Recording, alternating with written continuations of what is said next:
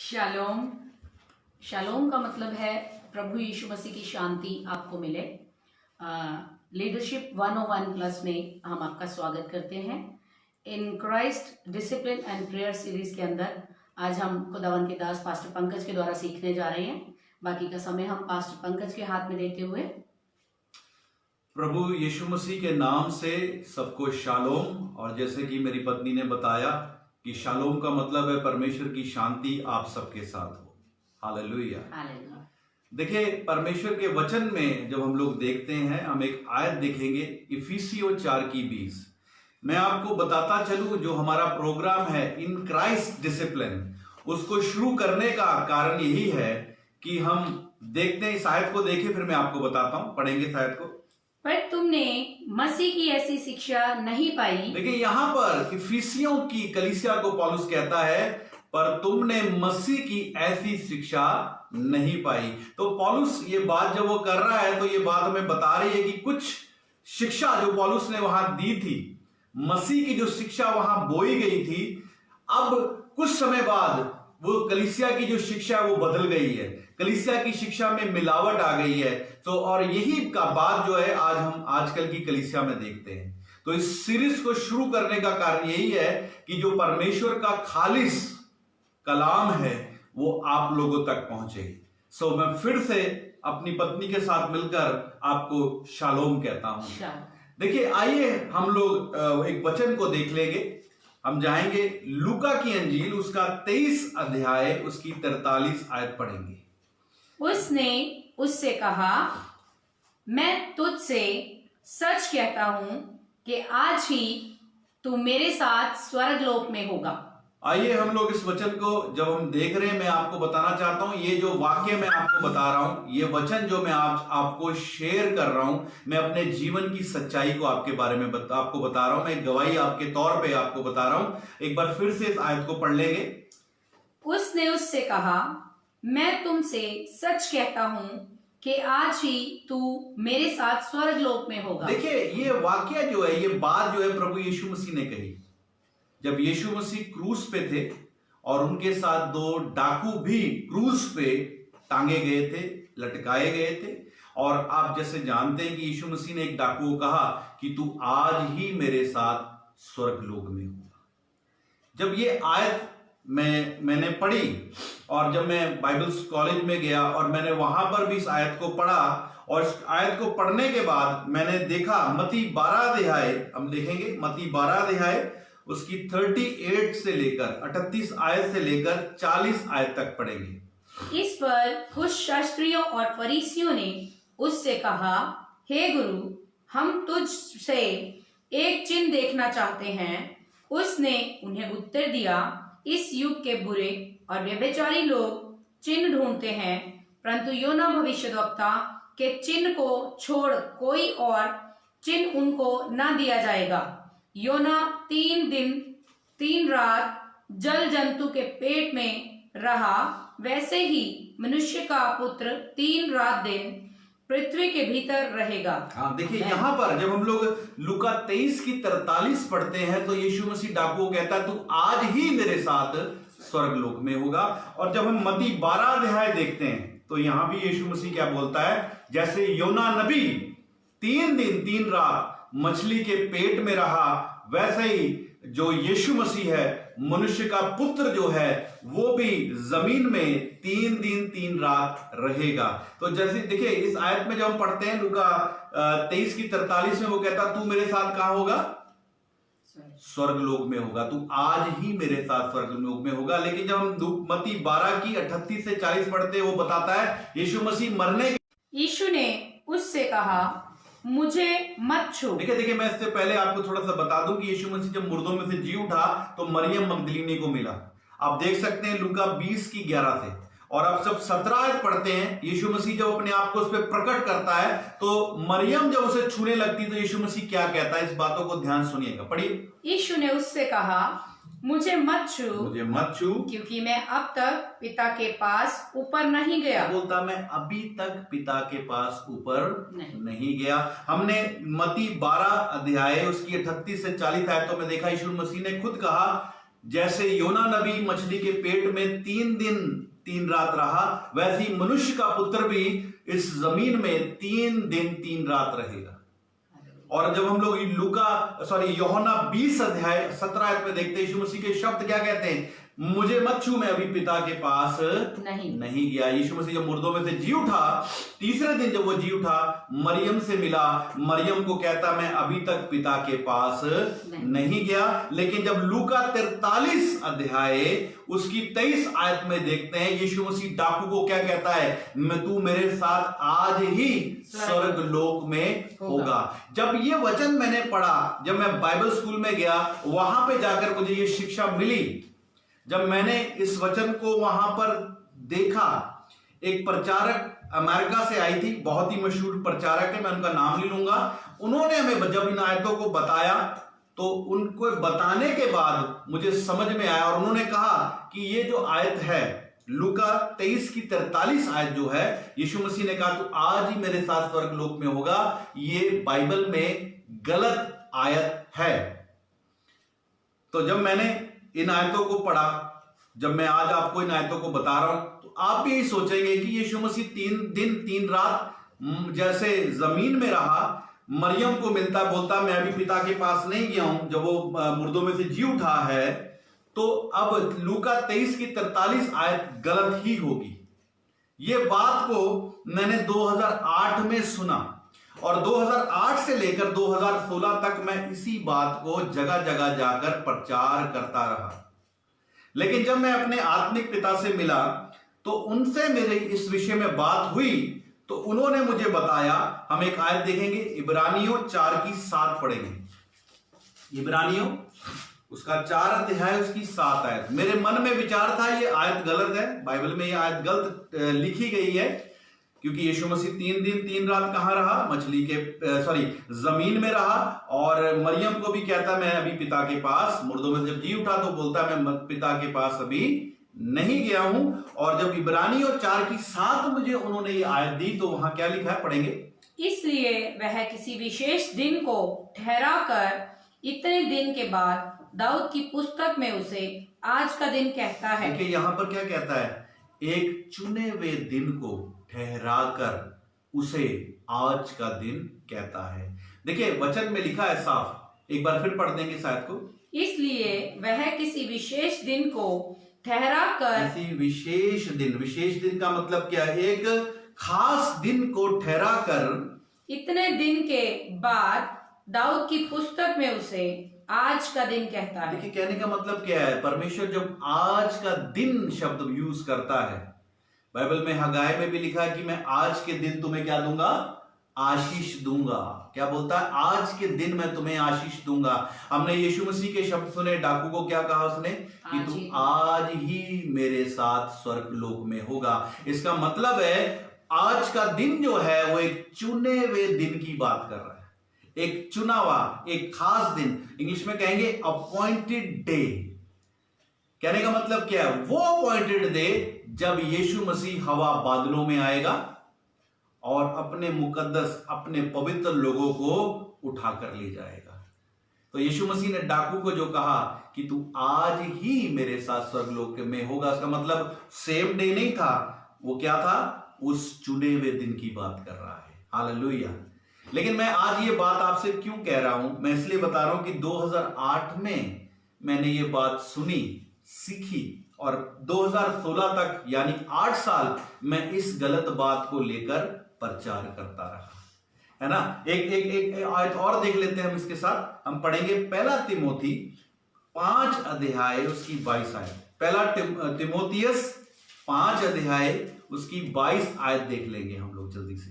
क्या लिखा है यहां पर, किसी पर शीघ्र हाथ ना रखना और दूसरों के पापों में भागी ना होना। देखिए यहां क्या लिखा है, कहता है किसी पर शीघ्र हाथ मत रखना। जब ये आयत मैंने 2005 में सुनी, 2005 में मैं एक आम विश्वासी था, मैं जम्मू में था।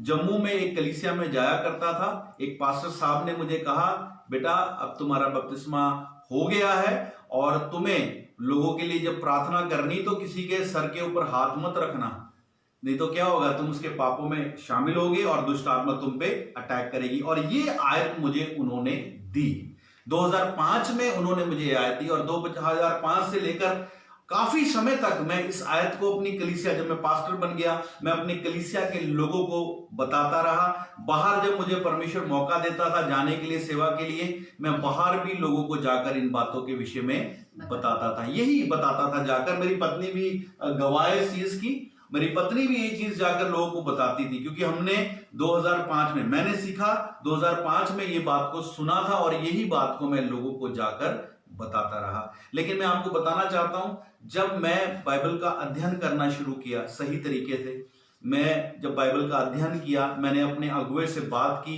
तो मैंने जाना कि पौलुस जो है वो तिमोथी को क्या कहता है, तू जल्दबाजी में किसी के ऊपर हाथ मत रखना। और तिमोथी जो है इफिसियों की कलीसिया का पास्टर है।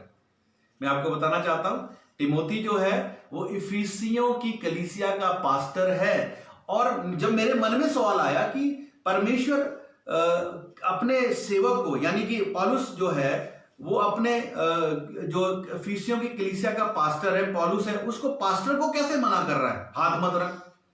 हालांकि परमेश्वर ने तो कहा है कि तुम पास्टरों को, है ना, सेवकों को अधिकार दिया है, सामर्थ दी है दुष्ट आत्माओं पर, बीमारों पर, तो यहां पे वो क्यों मना कर रहा है।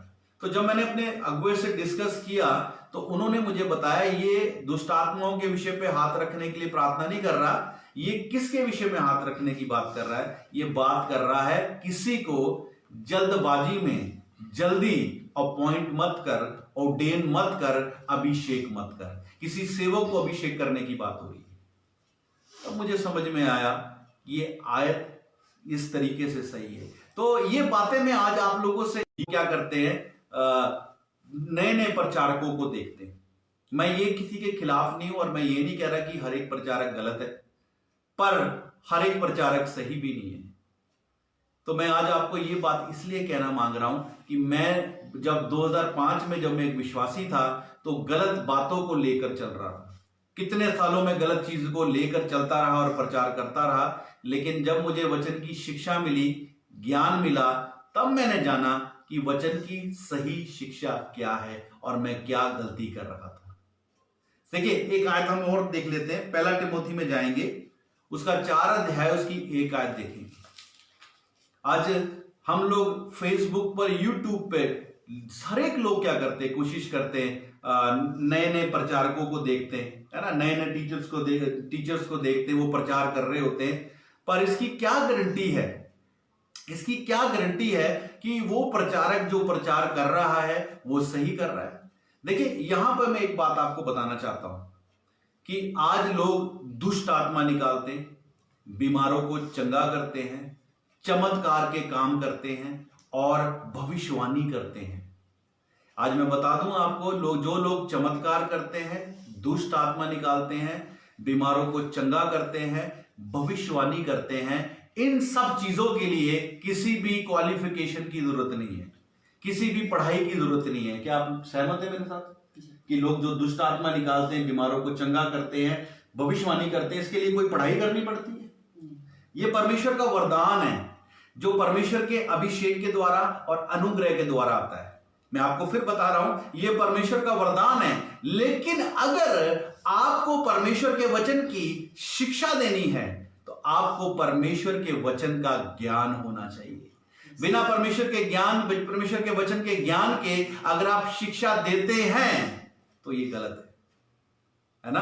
देखिए क्या होगा उसमें, एक आयत पढ़ लेंगे हम लोग, पहला तिमोथी 4:1। आज मैं जो बातें आपसे कर रहा हूं ये मेरे पर्सनल लाइफ का एक्सपीरियंस है कि मैं किस तरीके से गलत शिक्षा को लेकर लोगों को प्रचार कर रहा था, जगह जगह जा रहा था, गलत शिक्षा का प्रचार कर रहा था। लेकिन जब मैंने उसको अपने अगुवे से सीखा, बाइबल में देखा, तब मैंने जाना कि मैं गलत था।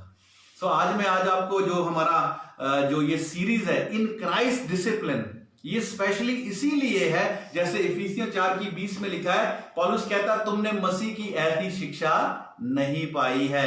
आज हम लोग देखते हैं यूट्यूब पे, फेसबुक पे, हर एक प्रचारक गलत नहीं है, लेकिन हर एक प्रचारक सही भी नहीं है, और हम यूट्यूब फेसबुक पे गलत शिक्षाओं को अपने मन में ले रहे हैं। और आप जानते हैं गलत शिक्षाएं जो हैं वो आपका गलत आपके जीवन में प्रभाव डालती हैं।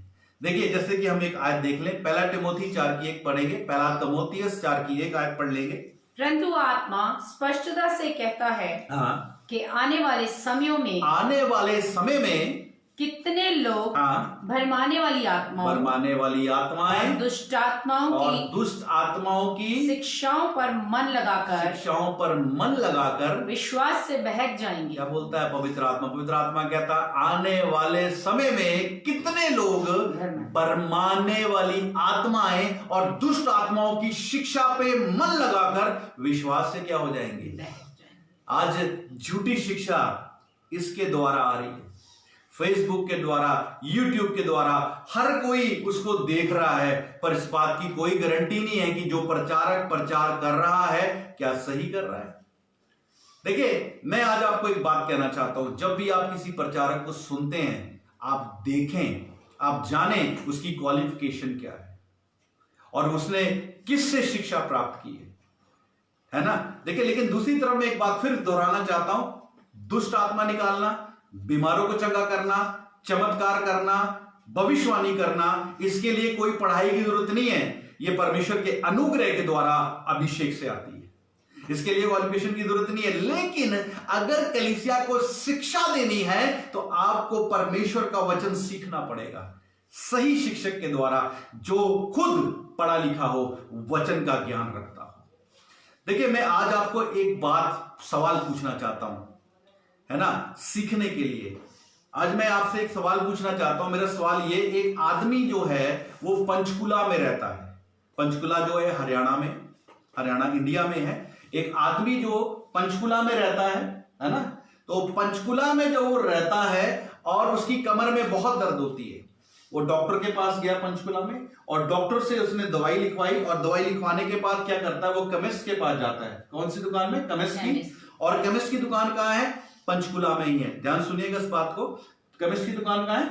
पंचकुला में। और पंचकुला में केमिस्ट की दुकान पे जब पास जाकर पर्ची देता और बोलता है केमिस्ट ये दवाई मुझे आप दे दीजिए। जब केमिस्ट वो दवाई उसको देता है तो एक बात कहता है, इस बात पे जरा गौर करिएगा। वो क्या कहता है? वो कहता है केमिस्ट जी ये दवाई खाने से क्या मेरी कमर की दर्द ठीक हो जाएगी या मेरी कमर की दर्द मनी माजरा जाकर ठीक हो जाएगी? आप समझ रहे हैं मेरी बात? वो आदमी कहां रहता है? पंचकुला। और कौन से केमिस्ट के पास गया? पंचकुला। पंचकुला के केमिस्ट के पास गया और पंचकुले के केमिस्ट के पास जाकर क्या बोलता है, इस गोली के द्वारा, गोली खाने के द्वारा मेरी कमर की दर्द ठीक हो जाएगी या मेरी कमर की दर्द कहां जाके ठीक होगी? मनी माजरा। मनी माजरा में जाके ठीक होगी। कोई बता सकता है आप में से इसका मतलब क्या है? वो क्या कहना मांग रहा है? सोच के देखिए वो क्या कहना मांग रहा है। पंचकुला में रहता है, पंचकुला के केमिस्ट के पास जाकर क्या कहता है, इस गोली से मेरे दर्द ठीक होगा या मेरा दर्द मनी माजरा जाकर ठीक होगा।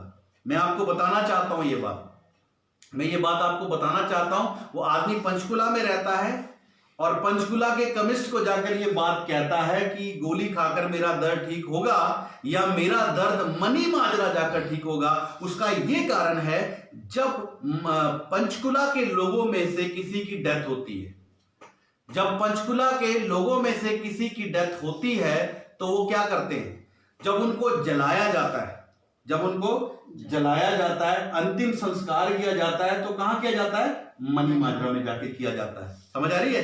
पंचकुला में किसी की डेथ होती है तो अंतिम संस्कार उनको जलाया कहां जाता है? मनी माजरा में। क्या ये बात आपको पता थी? मैं जानता हूं ये बात आपको नहीं पता थी, ये बात मुझे भी नहीं पता थी, लेकिन मुझे पता लगी। समझ आ रही है मैं क्या कहना चाहता हूं? मैं ये कहना चाहता हूं, जब आप पंचकुला के बारे में जो मैंने आपको बताया, सवाल पूछा है ना, मनी माजरा के विषय में आपको पता नहीं लगा, तो ये बाइबल जो है जिसे हम पढ़ते हैं, जिसका वचन हम सुनते हैं, ये बाइबल 2000 साल पहले लिखी गई है और इसमें इजराइल और उसके आसपास के देशों के विषय में लिखा गया है। तो जब आपको 2000 पंचकुला की बात नहीं पता तो 2000 साल पहले, पहली बात, और उस देश के बारे में जिसमें आप कभी नहीं गए, उसके बारे में अगर आप पढ़ रहे हैं तो आपको कैसे समझ आएगा? उसके लिए आपको क्या करना पड़ेगा? उसके लिए आपको शिक्षक की, सिखाने वाले की जरूरत है, उस सिखाने वाले की जो खुद परमेश्वर के वचन को जानता है। हालेलुया। तो मैं ये बात आपको कहना चाहता हूं, कहीं आप भरमाए तो नहीं जा रहे, कहीं आप गलत शिक्षा को तो नहीं लेके चल रहे जैसे मैं लेके चल रहा था। ये आज मेरा इस चैनल, इस फेसबुक चैनल पे आने का यही कारण है। इफिसियों 4:20, हमने मसीह की ऐसी शिक्षा नहीं पाई। हालेलुया।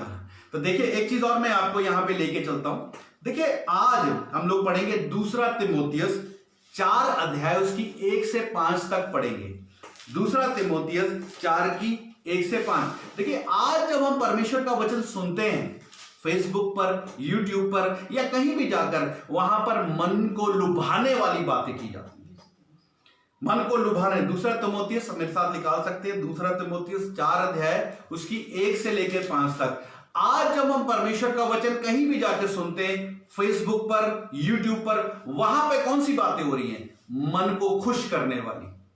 प्रचार कौन सा हो रहा है? प्रॉस्पेरिटी का प्रचार हो रहा है, फाइनेंस को इंक्रीज करने का प्रचार हो रहा है, आशीष मिलने का प्रचार हो रहा है, वीजा मिलने का, है ना, प्रचार हो रहा है, शादी होने का प्रचार हो रहा है, घर मिलने का प्रचार हो रहा है। लेकिन यह प्रचार नहीं हो रहा कि परमेश्वर के वचन में अपनी जिंदगी को कैसे डिसिप्लिन करना।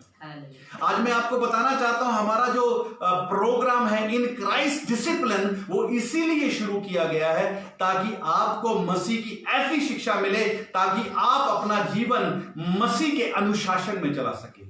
बाइबल कहती है जैसे मसीह यीशु का स्वभाव था, तुम्हारा भी स्वभाव होना चाहिए। पौलुस कहता है 1 कुरिन्थियों 11 अध्याय उसकी 1 आयत में कहता है, जैसे मैं मसीह की चाल चलता हूं वैसे तुम भी मेरी सी चाल चलो। आज हमें अपनी चाल को ठीक करने की जरूरत है। हालेलुया। तो आइए हम लोग देख लेंगे 2 तिमोथियस उसका 4 अध्याय उसकी 1 से लेकर 5 आयत तक पढ़ेंगे। ध्यान से सुनिएगा सभी। परमेश्वर, अगर आपको ये वचन समझ आ रहा है, आपको बात को समझ आ रहा है, तो आप लिख सकते हैं, आप इस चीज को हालेलुया लिख सकते हैं या शालोम लिख सकते हैं। हम उत्साहित होंगे ये बात सुनकर। और मैं एक बात और बताता चलूं आपको, इस समय हमारा प्रोग्राम, हमारे जो arch bishop doctor Jonathan Ansar हैं और हमारे उनके वाइफ डॉक्टर राजप्रभा जोनाथन जो हैं, वो सुबह जो मॉर्निंग में डेली प्रोग्राम को लेकर आते हैं आप लोगों के लिए, जो हिंदी भाषा में होता है। जो हिंदी भाषा जानते हैं उनके लिए प्रोग्राम है, हिंदी भाषा में ये प्रोग्राम होता है, पहली बात। और वो प्रोग्राम 11 बजे से लेकर 12 बजे तक होता है। और जो हमारे अंग्रेजी के व्यूअर हैं उनके लिए ये प्रोग्राम जो है वो 7 बजे से 8 बजे शाम का होता है। अगर आप अंग्रेजी भाषा जानते हैं तो आप उस प्रोग्राम को देख सकते हैं। 7 से 8 बजे डेली ये प्रोग्राम होता है और उसमें भी यही इन क्राइस्ट डिसिप्लिन के बारे में सिखाया जाता है। मसीह चाल चलन के बारे में, सही शिक्षा क्या है उसके बारे में सिखाया जाता है। हालेलुया। तो मैं आज आपको सामने फिर से ये वचन को देखेंगे। 2 तिमोथियस 4 अध्याय उसकी 1 से 5 तक पढ़ेंगे हम। परमेश्वर और मसीह यीशु को गवाह करके। देखिए पौलुस जो है वो टिमोथी को क्या कह रहा है? टिमोथी को ये बात की आगाह कर रहा है। टिमोथी इफिसियों की कलीसिया का पास्टर है और कलीसिया में गलत शिक्षा आ चुकी है।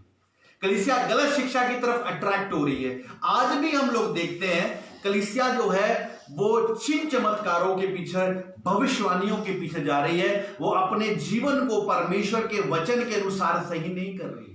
सो पौलुस को भी टिमोथी आगाह कर रहा है। क्या आगाह कर रहा है? पढ़ेंगे।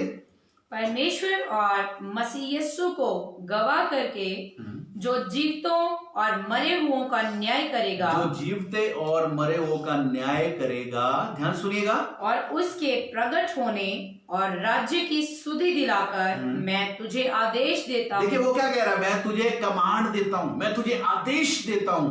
तो क्या बोल रहा है? आगे पढ़े क्या लिखा है? कि तू वचन का प्रचार कर। क्या कहता है टिमोथी को पौलुस? कहता है तू वचन का प्रचार कर। आगे, समय और असमय तैयार रह। हर समय, दिन है रात है, आंधी तूफान है, always ready to preach the word of God. हमेशा वचन को प्रचार करने के लिए तैयार हो। आगे, सब प्रकार की सहनशीलता। सब प्रकार की सहनशीलता और शिक्षा के साथ उलाहना दे। उलाहना का मतलब क्या होता है?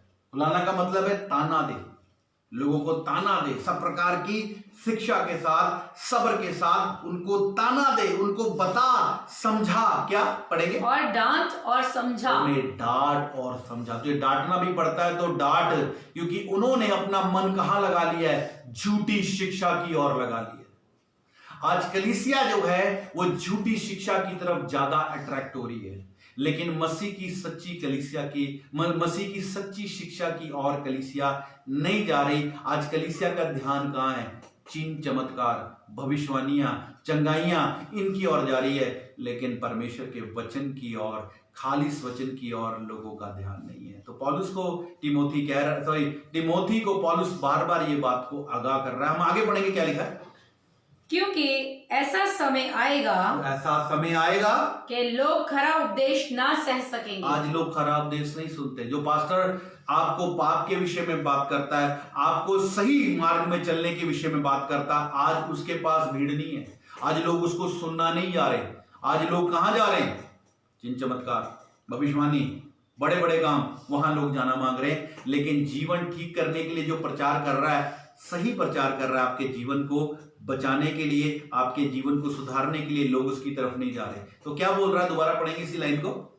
क्योंकि ऐसा समय आएगा, कि ऐसा समय आएगा जब लोग खरा उपदेश ना सह खरा सकेंगे, उपदेश नहीं सह सकेंगे, पर कानों की खुजली के कारण, कानों की खुजली के कारण, अपनी अभिलाषाओं के अनुसार, अपनी अभिलाषाओं के अनुसार, अपने लिए बहुत से उपदेशक बटोर लेंगे। अपने लिए क्या करेंगे? बहुत से उपदेशक। आज से बहुत से उपदेशक इस पे आ रहे हैं, यूट्यूब, फेसबुक पे नए नए प्रचारक आ रहे हैं। पर क्या आपने चेक करके देखा है कि वो उनका जो शिक्षा है क्या सही भी है? क्या सही शिक्षा में चल रहे हैं? देखिए मेरे दोस्तों, मेरे भाई और मेरे बहनों, मैंने आपको बताया, मैं जब विश्वासी था, मेरे मन में गलत शिक्षा, वचन तो सही था, लेकिन वचन का जो अनुवाद था, वचन का जो ट्रांसलेशन था, वो गलत डाल दिया गया था। मैंने पहला एग्जांपल आपको दिया है ना, कि तू आज ही मेरे साथ में स्वर्गलोक में होगा, ये आयत गलत है। दूसरी बात मैंने क्या बताई? पहला टिमोथी 5:22 में बताई कि तू हाथ रखने में जल्दबाजी मत करना। समझ रहे मेरी बात? तो मैं गलत, ऐसी अभी भी मेरे अंदर कई बातें गलत, जो मैं विश्वासी था, जो गलत, यानी वचन सही है, लेकिन वचन को गलत अनुवाद कर कर जो मेरे मन में डाला गया था, मैं उन बातों को अभी भी लेके चल रहा हूं। लेकिन समय आने पर धीरे धीरे मैं उसको करेक्ट करता जाऊंगा। लेकिन आज मैं ये बात आपको इसलिए कह रहा हूं कि आज बहुत से लोग गलत शिक्षाओं की ओर जा रहे हैं, वो वचन की सही शिक्षा की ओर नहीं जा रहे। मैं आज आपको फिर ये बात बताता चलूं कि दुष्ट आत्मा निकालना, बीमारों को चंगा करना और भविष्यवाणी करना, चंगा है ना, ये सब करने के लिए किसी क्वालिफिकेशन की जरूरत नहीं है, किसी पढ़ाई की जरूरत नहीं है। ये परमेश्वर के अनुग्रह के द्वारा अभिषेक से आता है।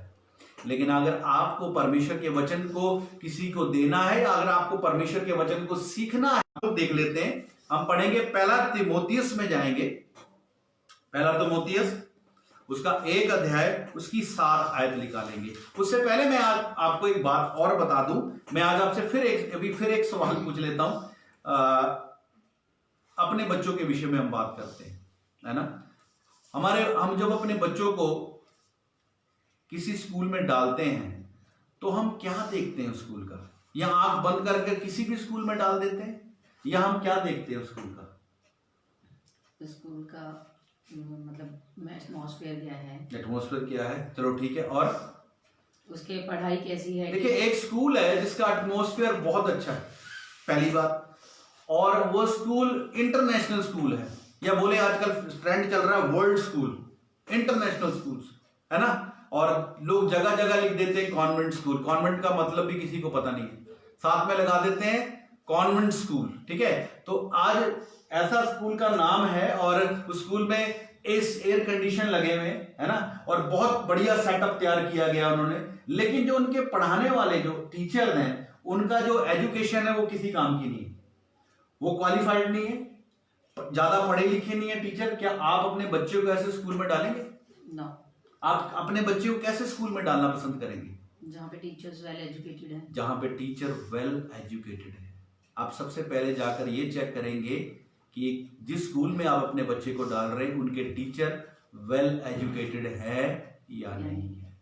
क्या आप लोग इस बात से सहमत हैं? मैं जानता हूं आप पेरेंट्स हैं, जब हम लोग भी बच्चे थे हमारे पेरेंट्स ने भी यही किया होगा, है ना। हमारे पेरेंट्स ने, हम सबके पेरेंट्स ने यही किया होगा, ये देखा होगा कि जिस स्कूल में अपने बच्चों को भेज रहे हैं, क्या उस स्कूल के जो टीचर्स हैं वो वेल एजुकेटेड, क्वालिफाइड है भी या नहीं है। हम अपने बच्चों को वेल क्वालिफाइड, है ना, अच्छे क्वालिफाइड वेल एजुकेटेड टीचर्स के स्कूल में भेजना पसंद करते हैं। लेकिन जब आज वचन की बात आती है, हम किसी से भी वचन लेने लग जाते हैं।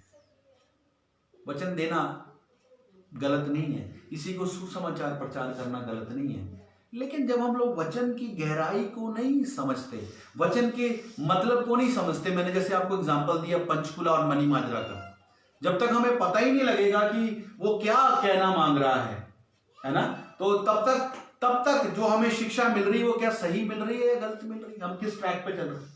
तो अगर हमें इस बाइबल को जानना है, इस बाइबल को अगर हमें जानना है, तो हमें इसको जानने के लिए इसके ज्योग्राफिकली और हिस्टोरिकली चीजों को देखना पड़ेगा और उस टीचर के पास जाना पड़ेगा जिसको इसका ज्ञान है, जिसने इसकी क्वालिफिकेशन ली है, जिसने इसको पढ़ा है अच्छे से, उसी के पास जाकर हम परमेश्वर का वचन सीख सकते हैं। मैं आज आपको फिर ये बात दोहरा देता हूं, क्योंकि मरकुस 16:17 में विश्वास करने वालों में ये चिन्ह होंगे, वो मेरे नाम से दुष्ट आत्मा को निकालेंगे। हाँ, और क्या लिखा है, वो बीमारों पे हाथ रखेंगे, बीमार क्या हो जाएंगे। तो दुष्ट आत्मा निकालने के लिए, बीमार को चंगा करने के लिए कोई क्वालिफिकेशन नहीं चाहिए, उसके लिए सिर्फ विश्वास करने की जरूरत है। लेकिन अगर परमेश्वर के वचन को सिखाना है या जिससे सीखना है, वहां पर क्वालिफिकेशन की जरूरत आती है। हालेलुया। मैं आज आपको उत्साहित करना चाहता हूं ये बात कहकर कि वचन को सीखिए और उससे सीखिए, है ना। जने खने को ना सुनिए फेसबुक पे। मैं आज आपको इस बात को कहकर इंकरेज भी कर रहा हूं और चेतावनी भी दे रहा हूं कि जने खने का प्रचार मत सुनिए। पता नहीं आप वो कौन सी शिक्षा आपको दे रहा है ना, पर आप देखें वो सही दे रहा है, कहां से सीखा है, क्या क्वालिफिकेशन है, उसी से परमेश्वर का वचन सीखे। नहीं तो आज परमेश्वर के वचन में बहुत मिलावट हुई पड़ी है। खालिस वचन परमेश्वर का आप सीखिए। देखिए हम लोग फिर से उस आयत को देख लें। पहला तिमोथी 1:7 आयत पढ़ेंगे, ध्यान सुनिएगा क्या लिखा है। पहला तिमोथियस उसका 1 अध्याय उसकी 7 आयत पढ़ेंगे, पढ़ दीजिए। और व्यवस्थापक तो होना चाहते हैं, पर जो बातें कहते और जिनको दृढ़ता से बोलते हैं उनको समझते भी नहीं। देखिए पौलुस तिमोथी को पहले खत में, है ना, पहले लेटर में ये क्या बात बोल रहा है, एक बार फिर पढ़ देंगे, ध्यान से सुनिएगा शायद को। और व्यवस्थापक तो होना चाहते हैं, यार उनको बोल तो क्षमा चाहते हैं हम लोग, बीच में से फिर डिस्कनेक्ट हो गया। तो अगर आप सुन पा रहे हैं तो आप शालोम लिख सकते हैं।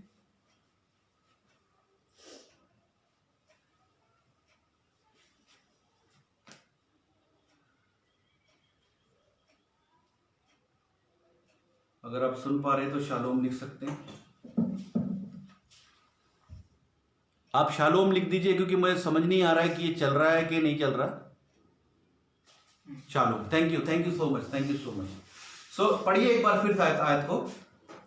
और व्यवस्थापक तो होना चाहते हैं, क्या बोलता है, व्यवस्थापक का मतलब क्या है, वचन के टीचर, वचन को जानने वाला। दोबारा पढ़िए इस लाइन को। और व्यवस्थापक तो होना चाहते हैं, व्यवस्थापक तो, टीचर तो होना चाहते हैं, वचन के ज्ञान वाले होना चाहते हैं। आगे, पर जो बातें कहते और जिनको दृढ़ता से बोलते हैं, जिसको दिलेरी से प्रचार करते हैं, उनको समझते भी नहीं। उनका समझ भी नहीं उन लोगों का। आप देखिए आज आप YouTube पे, Facebook पे कई प्रचारकों को देखेंगे जो दिलेरी से परमेश्वर का वचन प्रचार करते हैं, लेकिन उनको परमेश्वर के वचन क्या कह रहा है समझ ही नहीं है। जैसे वही पंचकुला और क्या बोलेंगे मनी माजरा वाली में बात कर रहा था, उनको पता ही नहीं है, उन्होंने शिक्षा ही नहीं ली है, बस जो पढ़ा अपना आइडिया लगाकर दिलेरी से प्रचार कर दिया।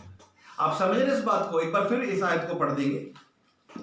और व्यवस्थापक तो होना चाहते हैं, व्यवस्थापक का मतलब क्या, वचन के टीचर बनते हैं, बहुत बड़े बड़े शिक्षक प्रचारक बनते हैं, वो लोग टीचर बनते हैं। आगे, पर जो बातें कहते और जिनको दृढ़ता से बोलते हैं उनको समझते भी नहीं।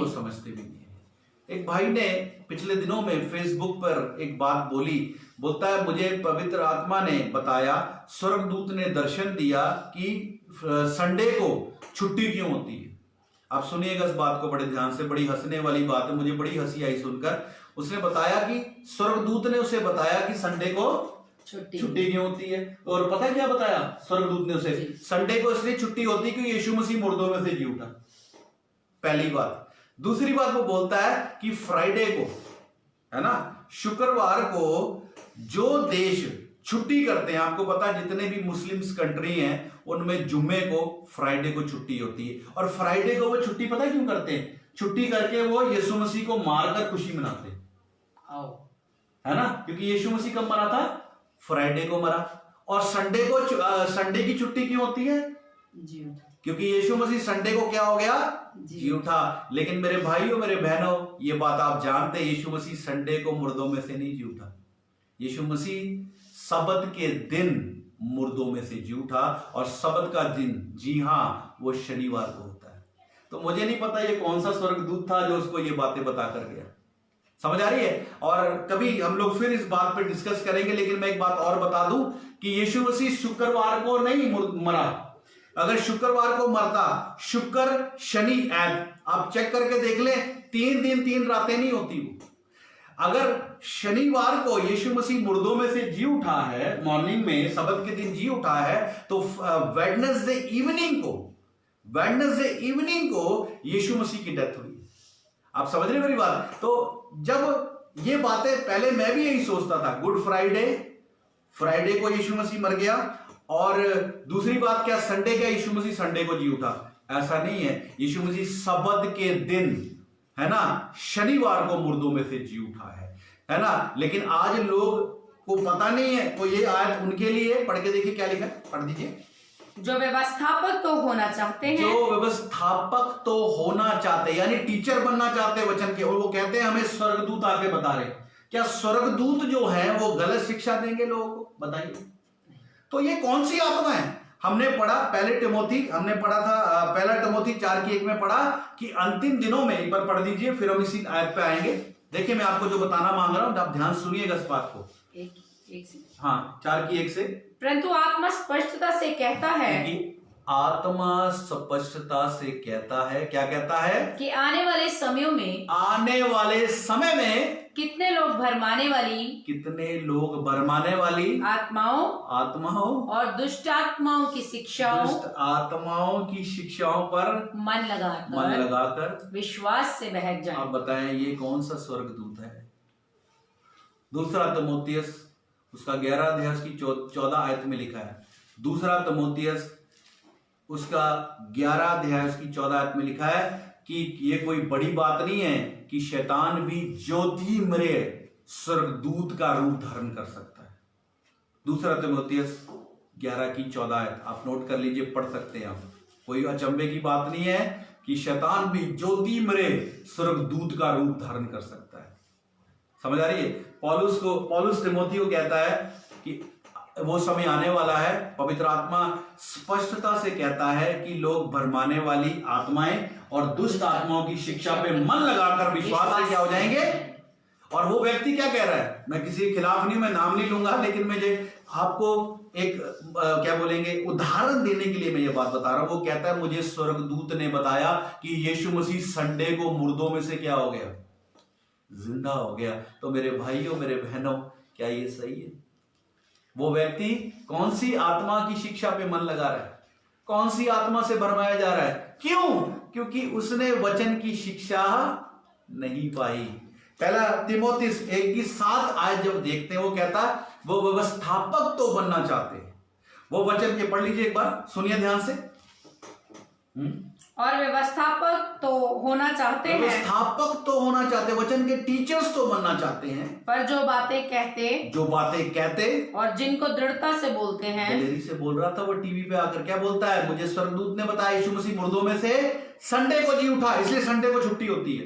वो व्यवस्थापक तो बनना चाहते हैं और वचन को दिलेरी से बोल रहा है वो, लेकिन उनको समझते भी नहीं, उसको ये नहीं पता यीशु मसीह संडे को नहीं, सब्त के दिन मुर्दों में से जी उठा है। हालेलुया। ये बात मैं आज आपको इसलिए कह रहा हूं क्योंकि आज लोग गलत शिक्षाओं की ओर मन लगा रहे हैं। आज दुष्ट आत्माएं और भरमाने वाली आत्माओं की शिक्षा पे लोग मन लगा के विश्वास से क्या हो गए, भटक गए हैं। और वो आदमी जब प्रचार कर रहा है, बहुत फेमस आदमी है वो, जो वो प्रचार कर रहा है, बहुत लोग उसके प्रचार को सुन रहे थे, मैं आज आपसे पूछना चाहता हूं, जो लोग उसके प्रचार को सुन रहे थे वो क्या भरमाए नहीं गए होंगे? आप क्या कहते हैं, क्या वो भरमाए नहीं गए होंगे? है ना। कुछ मेरी पत्नी कुछ बोलना चाहती है, आप कुछ बोलना चाहते हैं, है ना, क्या बोलना चाहते हैं? देखिए क्या बोल रहे हैं, हाँ क्या की, हाँ देखिए मेरी पत्नी का आयत कोट कर रही है, आप खुद पढ़ दीजिए ना। कौन सी आयत? ये क्लियर कर दो ना, तुमने बोला था 4 की 11 कौन सी? 11 अध्याय की 4 आयत है जो ज्योतिर्मय स्वर्गदूत। हाँ देखिए मैं एक बार बोल रहा था आयत, एक बार आयत पढ़ लेते हैं हम लोग। दूसरा तीमुथियुस उसका 11 अध्याय उसकी 14 आयत पढ़ के देखेंगे, ठीक है, देख लीजिए, पढ़ो। दूसरा कुरिन्थियों 11 की 14, सॉरी क्षमा चाहता हूं, दूसरा कुरिन्थियों 11 की 14, जल्दी से। अच्छा तभी आपने लिख के दे दिया, क्षमा चाहता हूं। दूसरा कुरिन्थियों 11 की 14, नोट कर लीजिए शायद को आप। ज्योति मरे स्वर्गदूत का रूप क्या करता है, धारण करता है। आगे पढ़े, क्या लिखा, पढ़िए इसी। हाँ, इसलिए यदि उसके सेवक भी धर्म के सेवकों का सा रूप धरें, अगर उसके सेवक धर्म के सेवकों का रूप धरे, यानी दूसरे पास्टरों की तरह, जो जेन्युइन पास्टर है उनकी तरह बने, तो कोई बड़ी बात नहीं है, परंतु उनका अंत उनके कामों के अनुसार होगा। समझ आ रही है? जब शैतान स्वर्गदूत बनकर लोगों को भरमा सकता है, तो झूठे प्रचारक जो शैतान की तरफ से खड़े किए गए वो भी लोगों को भरमा सकते हैं। हालेलुया। मैं आज आपको ये बात क्यों बता रहा हूं, वो व्यवस्थापक तो बनना चाहते हैं, वचन के शिक्षक तो बनना चाहते हैं, लेकिन जिन बातों के विषय में बोल रहे हैं उनको वो समझते नहीं है, क्योंकि उनको परमेश्वर के वचन की शिक्षा उन्होंने नहीं पाई। तभी इफिसियों 4 की 20 में पौलुस कहता है, एक बार पढ़ देंगे, ये हमारे प्रोग्राम की वर्स है। हाँ पढ़िए। पर तुमने मसीह की ऐसी शिक्षा नहीं पाई। मसीह की शिक्षा जो है वो खालिस है, और मसीह की शिक्षा जो है उसको सीखना जरूरी है, लेकिन मसीह की शिक्षा ऐसे ही नहीं आ जाती। मुझे एक वाक्य याद आता है एक आदमी का, प्रेरितों के काम 8 अध्याय के अंदर वो आदमी है ना। वो कौन है? उस आदमी जो इथियोपियन जो क्वीन है, उसका फाइनेंस मिनिस्टर है ना, कंदाकिया की रानी का खजांची है, खोजा है वो, है ना। और वो यरूशलेम से आराधना करके अपने देश गाजा में जा रहा है, और वहां पे फिलिप्पुस उसको मिला, है ना। फिलिप्पुस मिला ना, और फिलिप्पुस ने क्या सवाल किया, जो तू पढ़ता है उसे समझता भी है। आपको पता है वो यशाया भविष्यवक्ता की किताब पढ़ रहा था, यशाया भविष्यवक्ता की पोथी किताब पढ़ रहा था। वो पूछता, जो कुछ तू पढ़ता उसे समझता भी है? तो उसने क्या कहा, कहता जब तक मुझे कोई नहीं समझाएगा मैं कैसे समझूंगा। वो इतना ज्ञानवान, एक इथियोपियन कंट्री का फाइनेंस मिनिस्टर, है ना, और वो क्या पढ़ रहा है, यशाया नबी की किताब पढ़ रहा है, लेकिन उसको समझ नहीं आ रहा है। पढ़ा लिखा आदमी, ज्ञानवान वाला आदमी, इकोनॉमिस्ट है ना, उसको बोलेंगे। वो एक बहुत समझदार पढ़ा लिखा आदमी, लेकिन उसको परमेश्वर के वचन की ज्ञान नहीं है, और बोलता जब तक मुझे कोई समझाएगा नहीं मैं कैसे समझूंगा। आज मैं आपको इनकरेज करना चाहता हूं, ये कलाम ऐसे ही पढ़ने से नहीं आता, अखबार की तरह पढ़ने से नहीं आता। इस कलाम को अगर आपने पढ़ना है, सीखना है, तो आपके पास एक अच्छा टीचर होना चाहिए, एक सही टीचर होना चाहिए, जिसको खुद वचन के ज्ञान हो और जिसने खुद सीखा हो। हालेलुया। तो ये प्रोग्राम हम लोग इसीलिए शुरू करा है है ना। जैसे कि मैंने आपको बताया कि डेली हमारे आर्च बिशप सुबह हिंदी में 11 से 12 और शाम को 7 से 8 अंग्रेजी में प्रोग्राम दे रहे हैं, इसीलिए ताकि वचन का खालिस वचन का कलाम आप तक पहुंचे। और ये हमारी कोशिश है, जो हमने अपने अगुवे से सीखा है ना। हमें कुछ ज्यादा ज्ञान नहीं है परमेश्वर का, लेकिन जो हमने तजुर्बा किया, जो सीखा, आज हम दोनों वो आपके सामने लेके आए। जो गलतियां हमने की हैं, मैं नहीं चाहता कि आप लोग करें। गलत वचन को लेकर हम लोग जगह जगह गलत प्रचार किया, लेकिन अब थोड़ा वचन थोड़ा बहुत सीखने लगे, तो वही चीज हम आपको इनकरेज करने आए कि आप भी वचन को गलत तरीके से मत सीखें। हर एक को सुनने मत लग जाएं, पहले देखें कि उसका बैकग्राउंड क्या है, उसकी क्वालिफिकेशन क्या है और कहां से वो सीखा है। तो और दूसरी बात मैं आपको फिर से बताता चलूं, हमारा प्रोग्राम जो है, हम लोगों का, हम दोनों का प्रोग्राम, मेरा नाम पास्टर पंकज मार्ग है और मेरी पत्नी का नाम सिस्टर वंदना है ना, और जिनको एंजल मार्ग के नाम से पहचाना जाता है। दोनों का ये प्रोग्राम जो है वो शनिवार को 5 से 6 आता है। और ये प्रोग्राम हम लोग इसलिए आपको दे रहे हैं ताकि जो गलतियां हमने की हैं और गलतियों से फिर हमने सही सीखा है, और सीखने के बाद जो सही वचन में सीखा वो हम आपको दे रहे हैं। तो ये प्रोग्राम हम आपको इसलिए दे रहे हैं, टेलीकास्ट कर रहे हैं, ताकि आप लोग भी वचन को सही तरीके से सीखें, सही तरीके से जानें। और मैं आपसे ये रिक्वेस्ट करूंगा, जब आप इस प्रोग्राम को देख रहे हैं, इसको आप शेयर कर सकते हैं दूसरे को। और अगले बार जब हम शनिवार को 5 से 6 फिर आएंगे, तो आप और लोगों को भी बता सकते हैं। हम एक नए टॉपिक के साथ आप लोगों के बीच में आएंगे। हालेलुया। सो ये वचन महान वचन है, और इस वचन में हमें मिलावट नहीं करनी, हमें वचन को जैसा है वैसा ही लोगों को देना है। लेकिन तभी हम दे पाएंगे जब हम इसको सीखेंगे। तो वचन को सीखने का समय है, वचन में चलने का समय है। आइए हम लोग इस समय प्रार्थना करेंगे। मैं विनती करूंगा मेरी पत्नी से, एंजल मार्क से, कि वो अब प्रार्थना करें, ताकि इस समय वो प्रार्थना करें, ताकि जो परमेश्वर का खालिस वचन है, परमेश्वर का जो सच्चा वचन है, जिसमें कोई मिलावट नहीं है, हम लोग भी सीखें और हम दूसरों को भी सिखाएं, ताकि परमेश्वर का जो खालिस वचन है वो फैलता चला जाए और जो गलत शिक्षा है वो खत्म हो जाए। मैं विनती करूंगा कि आप प्रार्थना करें। धन्यवाद, धन्यवाद, धन्यवाद प्यारे परमेश्वर। प्रभु, हम आपकी उपस्थिति में आते हैं, एक बार फिर से आपको धन्यवाद देते हैं प्रभु। सच में खुदा, जितने व्यूअर्स खुदा प्रभु इस वचन को सुन रहे हैं और सुनेंगे, प्रभु उन सबको ब्लेस कीजिए परमेश्वर। और प्रभु यीशु राजा खुदावंद, हम प्रार्थना करते हैं परमेश्वर, प्रभु जितने लोग खुदा इस खुदावंद लाइव प्रोग्राम को देख रहे हैं परमेश्वर, प्रभु उनको ब्लेस करें, उनकी फैमिलीज को ब्लेस करें। और परमेश्वर प्रभु यीशु राजा, जैसे बहन रितु सहदेव हैं, और परमेश्वर प्रभु जी कमलजीत हैं, और भी व्यूअर्स करमजीत वगैरह, और भी सब जन इसको व्यू कर रहे हैं परमेश्वर, उन सबके फैमिलीज को आप ब्लेस करें परमेश्वर। उनके जीवनों में वचन की सही शिक्षाएं नींव पकड़े परमेश्वर। और प्रभु यीशु राजा, तेरा खालिस वचन तेरे लोगों तक पूरी पवित्रताई और तेरे अनुग्रह के द्वारा पहुंचाया जाए प्रभु। और सच में खुदावंद खुदा प्रभु, हम अपने खुदावंद खुदा प्रभु जी तेरे अनुग्रह से अपने दास के खुदा, अपने अगुवे के द्वारा जो कुछ सीखें प्रभु जी, और तेरी आत्मा के द्वारा खुदा तेरे लोगों तक पहुंचाएं प्रभु जी।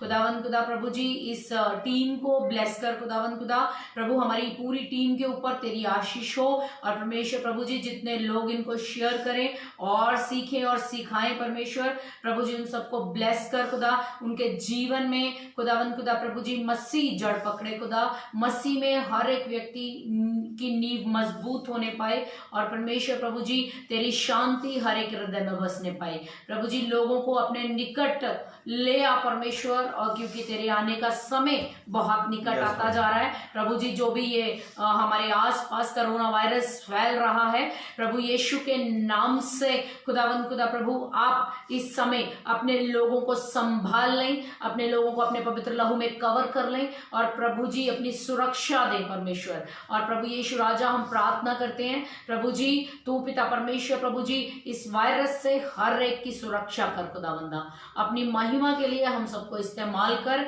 और तेरे भेदों को खुदावंद खुदा, तेरे वचनों को हम सीखने पाए खुदा, क्योंकि आपका वचन कहता है यहोवा की बातों के खुलने से प्रकाश होता है, जिससे भोले लोग बुद्धिमान होते हैं प्रभु। सच में तू अपने भेदों को, अपने प्रकाश को हम पर उंडेल, ताकि हम तेरी बुद्धिमानी से चलने वाले हो हो जाएं। प्रभु सब बातें तेरे नाम को महिमा दे, प्रार्थना मसीह यीशु के पवित्र नाम से मांगते हैं, आमीन आमीन। सो धन्यवादी हूं मैं आप सबका कि आप सबने हमारे को देखा, हमारे को सुना और सब बातों में प्रभु यीशु मसीह के नाम को महिमा मिले। मैं फिर आपको कहता चलूं कि अभी 7 बजे यानी कि अभी 6 बजा है, 1 घंटे बाद 7 से 8 हमारे जो आर्च बिशप है, आर्च बिशप जोनाथन अंसार उनका नाम है, आप फेसबुक पे भी जाकर टाइप कर सकते हैं। उनका इंग्लिश में प्रोग्राम आएगा जिसमें वो यही टॉपिक के ऊपर आगे बात करेंगे।